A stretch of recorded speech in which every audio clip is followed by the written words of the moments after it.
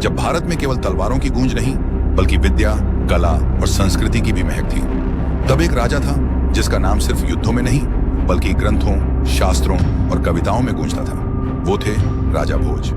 राजा भोज 11वीं शताब्दी में परमार वंश के महान सम्राट। उन्होंने उज्जैनी, वर्तमान उज्जैन को न केवल अपनी राजधानी बनाया बल्कि उसे विद्या, वास्तु और विज्ञान का केंद्र बना दिया। कहा जाता है जहां जहां सरस्वती विराजती थी वहां भोज का शासन होता था। राजा भोज सिर्फ योद्धा नहीं थे, वो एक महान विद्वान, लेखक और संरक्षक भी थे। उनके दरबार में नवरत्नों जैसी विद्वानों की सभा होती थी। खगोल, आयुर्वेद, व्याकरण, वास्तुशास्त्र, संगीत, कोई भी विद्या उनके संरक्षण से अछूती नहीं रही। राजा भोज ने भोजपुर में शिव मंदिर की नींव रखी, जहां आज भी अधूरा मंदिर उनकी वास्तुशिल्पी कल्पना की गवाही देता है। उन्होंने भोजपाल नामक एक विशाल सरोवर का निर्माण भी करवाया, जिसके अवशेष आज के भोपाल शहर में दिखाई देते हैं। ऐसा माना जाता है कि राजा भोज ने स्वयं 80 से अधिक ग्रंथों की रचना की, जिनमें सम्रांगण सूत्रधार, राज मार्तंड, योग शास्त्र और शब्दानुशासन प्रमुख हैं। वो कहते थे, शस्त्र की विजय क्षणिक है लेकिन शास्त्र की विजय शाश्वत।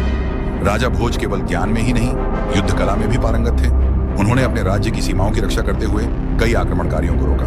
परमार वंश उनके नेतृत्व में अपने चरम पर पहुंचा। समय बीता, राजवंश बदले, लेकिन राजा भोज की महिमा हर युग के भारतवासी के मन में जीवित रही। आज भी कहा जाता है, भोज ज्यों राजा, विद्वान ज्यों कालिदास। राजा भोज एक ऐसे सम्राट जिन्होंने भारत की आत्मा को तलवार से नहीं, ज्ञान और संस्कृति से सींचा। राजा भोज को नमन, भारत के स्वर्णिम युग के स्थापक। विरासत को जानो, संस्कृति को सम्मान दो।